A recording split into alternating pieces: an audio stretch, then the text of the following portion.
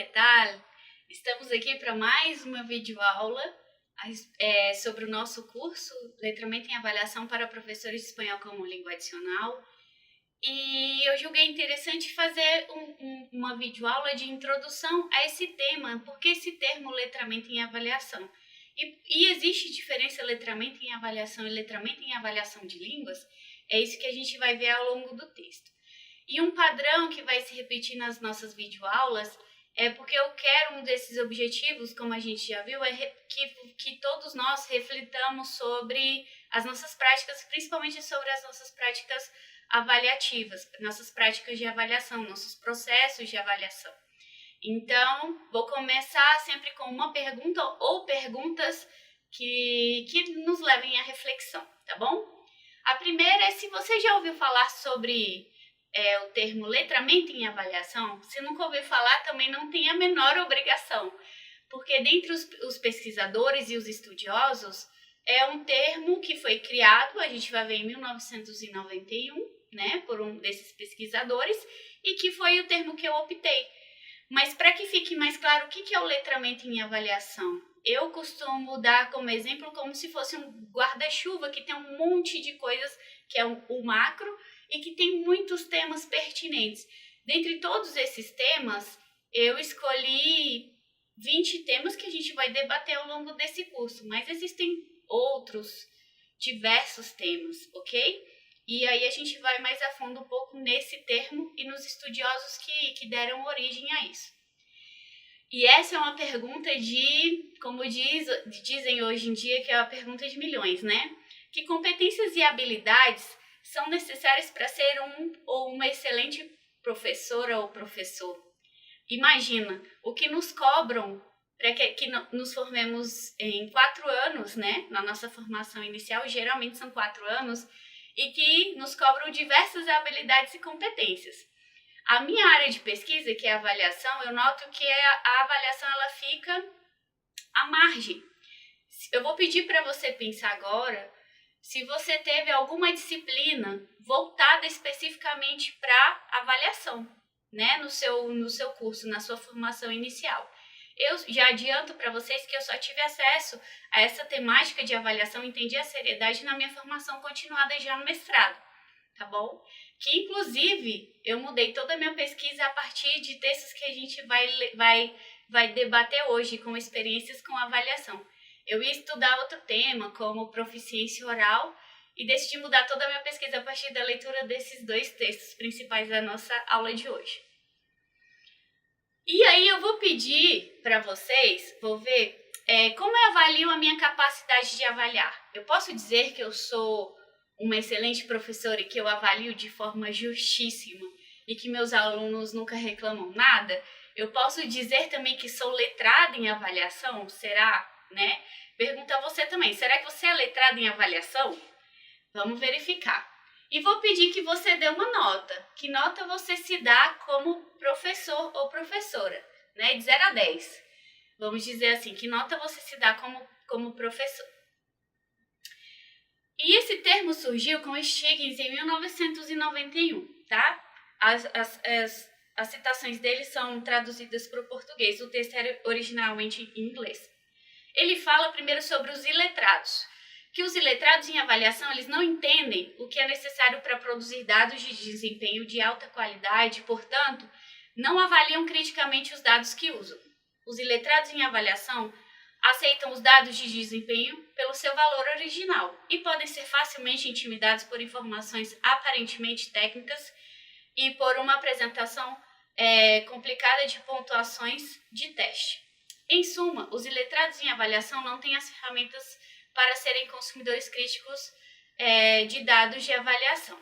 A partir desses textos que a gente vai ver na temática, que é no tema número 1, que são experiências com avaliação, que eu falei anteriormente para vocês, e aí apareceu na minha vida esse termo que é letramento em avaliação, e por fim comecei a estudar. Esse texto é como um dos marcos para letramento em avaliação, tá bom? Mas já começamos a refletir sobre nossas práticas, já a partir desses textos que o Rick Stiggins faz alguns questionamentos. fala que aqueles que são letrados em avaliação, por outro lado, têm uma compreensão básica do significado de avaliação de alta e baixa qualidade.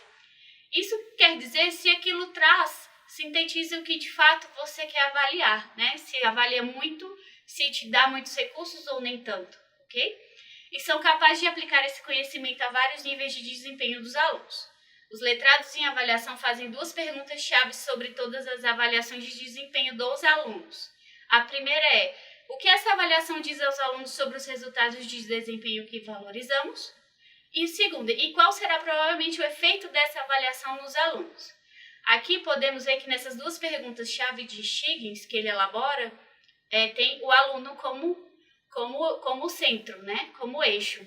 Mas podemos também considerar o que essa avaliação diz para nós professores também, tá bom?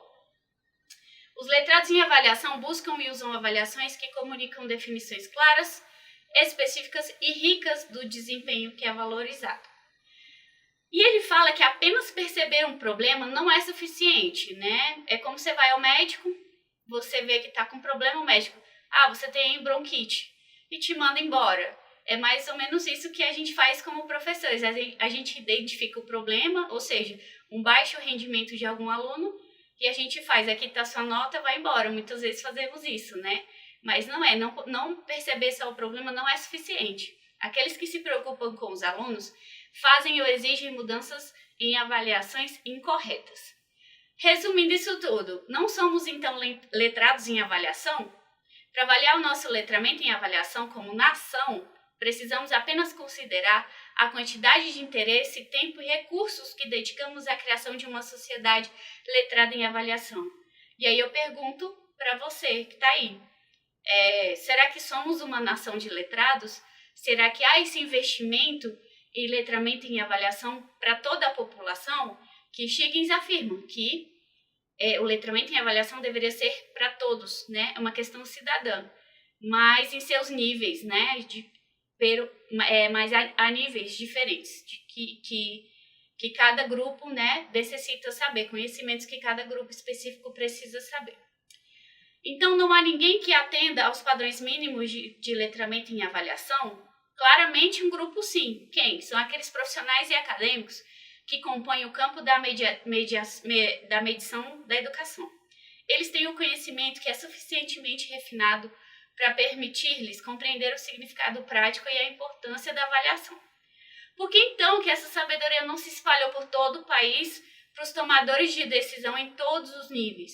Se sabemos que significa ser letrado para avaliação, por que tantos ainda permanecem iletrados? Né? Já vimos no questionamento anterior, falta recurso e penso que falta dar a devida importância, o que a avaliação gera na vida, na sociedade em si, né?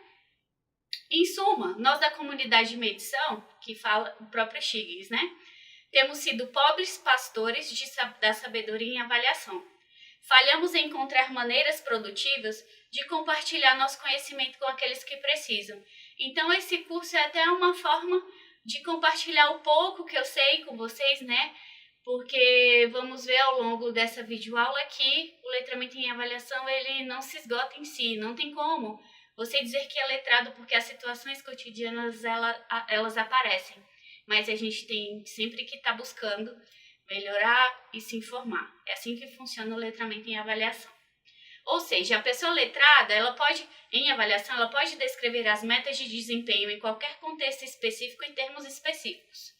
Ele ou ela pode descrever o conhecimento a ser aprendido, as formas de pensamento a serem cultivadas, os comportamentos específicos a serem demonstrados e os produtos a serem criados. Uma pessoa que é letrada em avaliação percebe que instrução, aprendizagem e avaliação eficazes são impossíveis sem essas especificações. Vamos ver mais adiante temas como objetivos, importância de objetivos, propósitos, enfim, planejamento, tudo está envolvido nisso aqui. E ele afirma que outra barreira para que esse conhecimento sobre avaliação se dissemine, né, pode ser a percepção, porque a qualidade das avaliações é garantida de outras formas. Por exemplo, ele dá um exemplo. Os livros didáticos geralmente vêm com testes embutidos. Os professores podem usá-los e, portanto, não precisam saber como construir seus próprios testes. Além disso, os bancos de itens computadorizados podem fornecer itens de teste e evitar que os professores tenham que escrever seus próprios itens. Então, professores de espanhol aqui no Brasil podem atuar em vários segmentos, e a gente pode ver que muitos testes são feitos pelos coordenadores, ou pelo auxiliar, pelo estagiário, e só que essas pessoas que desenvolvem esse teste, essa prova, esse instrumento de avaliação, muitas vezes não conhecem os seus alunos, né? Então, esse é um questionamento do Stiglitz. Então, se nem eu não elaboro muitas vezes os instrumentos de avaliação, por que eu preciso saber, então? Né? Esse é um questionamento que ele faz. Aqui ele fala dos 3 níveis de letramento. Que o primeiro é aquele mais básico, né? Que são para aqueles que utilizam os dados gerados por outros, que são os estudantes, os pais, funcionários da escola, dentre outros. A pergunta, para que o funcionário da escola precisa saber sobre avaliação? Porque a gente às vezes tem o nosso direito cerceado, a gente pode questionar sobre um item que você não concorda, uma prova, um instrumento de avaliação, saber o que é aquela nota, né? Porque a gente vive em um sistema que a gente tem notas, né? Geralmente menções, notas. O que isso significa para o meu aluno, né? Para o meu filho, no caso dos pais, para o funcionário da escola, quando tem uma avaliação geral da escola, enfim. E ele fala do segundo nível, que para nós, e esse nível seria interessante que nós alcançássemos, que é professores, diretores, formadores de professores, dentre outros. E é um nível um pouco mais acima, porque por vezes nós geramos e utilizamos esses dados, né? Ou, na verdade, deveríamos. E, por fim, são aqueles especialistas, né? Que são os elaboradores de testes de seleção e de larga escala, coordenadores, programas de políticas de avaliação educacionais, dentre outros. Então, ele divide em 3 temas a população como se fossem 3 níveis. Ou seja, esse letramento em avaliação ele é multidimensional. À medida que o contexto varia, tanto em termos das necessidades do tomador de decisão, quanto das realidades práticas do contexto de decisão, o significado de letramento em avaliação varia. No entanto, todos os significados derivam de um senso claro de decisões a serem tomadas e de uma compreensão fundamental dos atributos dos dados adequados. Todos os usuários de dados devem se tornar consumidores críticos. Eu acho muito legal essa expressão que ele utiliza de consumidores críticos, né? Que é como se fosse o letramento mesmo do saber ler, do saber interpretar, da origem mesmo da palavra letramento, né? Que surgiu, que é a questão da alfabetização hoje no Brasil, foi de alguma forma substituída pela alfabetização, tornou-se letramento, porque não é apenas juntar letras e palavras, né? Se você sabe ler e interpretar e que aquilo faça sentido para você. Então, é que a avaliação faça sentido para todos.